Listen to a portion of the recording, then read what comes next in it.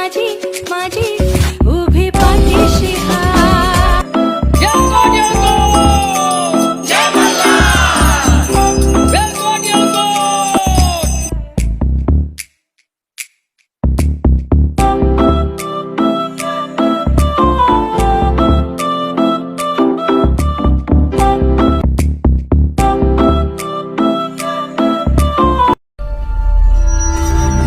Finally आपल्या समोर होती मिठागरे, जिकडे आपल्याला माहिती घ्यायची होती. तर मंडळी फायनली आपण पोहोचलोय आणि तुम्ही बघू शकता या ठिकाणी मीठ रेडी केलं जातं. सो आपल्या सोबत आहेत विश्वास राऊत.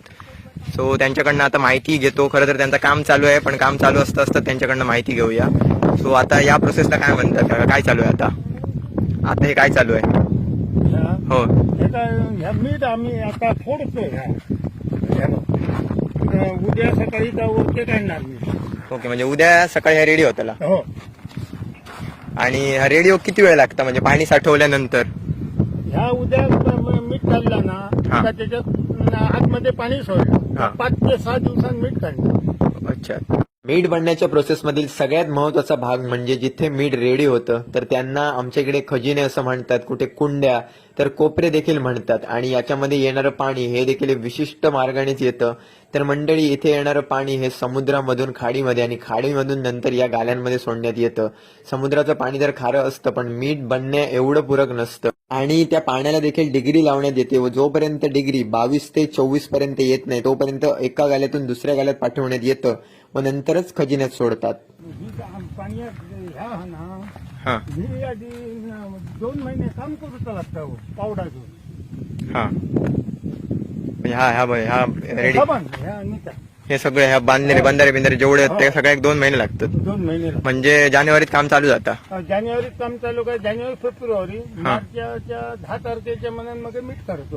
काकांच्या माहितीनुसार पाऊस गेल्यानंतरच म्हणजे जानेवारी फेब्रुवारी मध्ये जमीन व्यवस्थितरित्या चोपून आपण जे कोपरे किंवा आपण खजिने म्हणतोय ते बनवले जातात आणि त्याच्या मागे कठोर परिश्रम आणि भरपूर मेहनत लागते. आणि डिग्री लागल्यानंतर पाणी जेव्हा खजिन्यांमध्ये सोडण्यात येतं तेव्हा योग्य हवामानानुसार 7 ते 8 दिवसात मीठ खजिन्यांमध्ये रेडी होतं. एक आता हे चौकोन बंधारे करून बांधलेले काय म्हणतात? हे आमच्या गावठी भाषेत आम्ही मेरे लावतो. पण आता बॉक्स एक तयार झालेत ना, म्हणजे आता वापले कुंगे म्हणतात तसे काय म्हणतात? हे कुणगेच म्हणतो. कुणगेच म्हणताय म्हणजे आमच्या गावठी भाषेत म्हणजे थोडं कोकणे म्हणतो.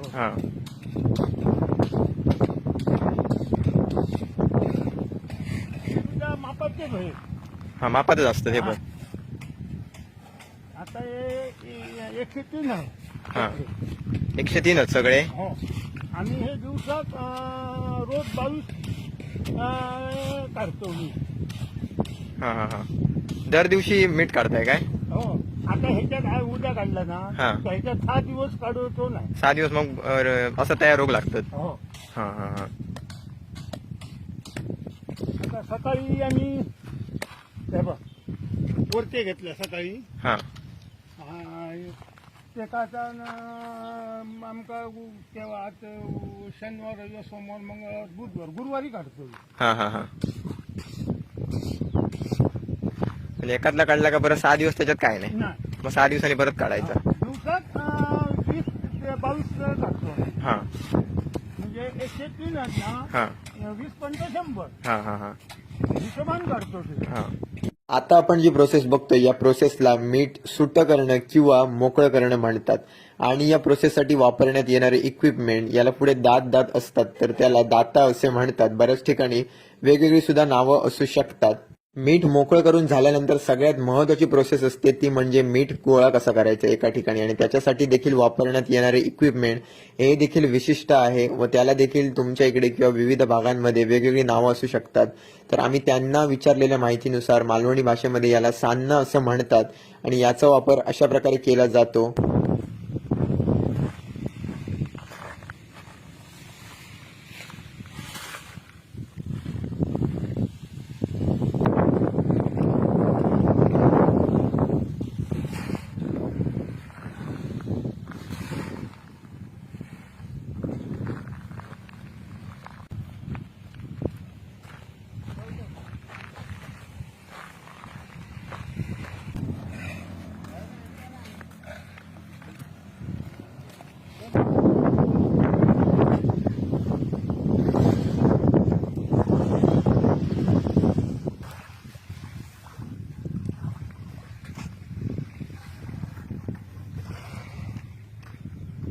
मीठ खजिन्यांमध्ये व्यवस्थितरित्या साईडला जमा करून झाल्यानंतर एका दिवसानंतर मीठ साईडच्या बंधाऱ्यांवरती काढून ठेवतात. बंधाऱ्यांवरती ठेवलेलं मीठ जेव्हा अगदी व्यवस्थितरित्या 4 ते 5 दिवसात सुकतं त्याच्यानंतरच त्या मिठाची इकडनं तिकडे वाहतूक करतात. आणि महत्वाचं म्हणजे आम्ही बघितलेल्या माहितीनुसार वाहतुकीसाठी टोपल्यांचा वापर केला जातो व आपण जे आता बघतोय ते काळं मीठ आहे आणि काळ्या मिठाचा वापर तुम्हाला माहितीच असेल आणि माहिती नसेल तर आपण परत एकदा पुढे जाणून घेऊया.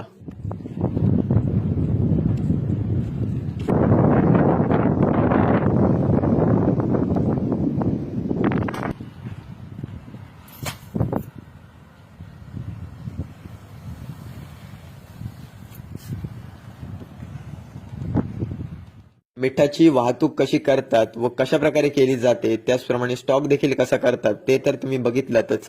आणि आपण सुरुवातीलाच माहिती घेतल्याप्रमाणे सफेद मीठ तसंच काळं मीठ देखील एकाच ठिकाणी रेडी होतं व काळं मीठ हे झाडांसाठी खत म्हणून वापरण्यात येतं तर व्हाईट मीठ हे जेवणासाठी वापरण्यात येतं. व त्यांच्या माहितीनुसार सफेद मीठ हे 200 रुपये टोपली तर काळं मीठ हे 100 रुपये टोपली या हिशोबाने त्याची विक्री केली जाते. तर बऱ्यापैकी माहिती आपण कव्हर करण्याचा प्रयत्न केलाय. तर व्हिडिओ आवडला असेल तर नक्की लाईक करा.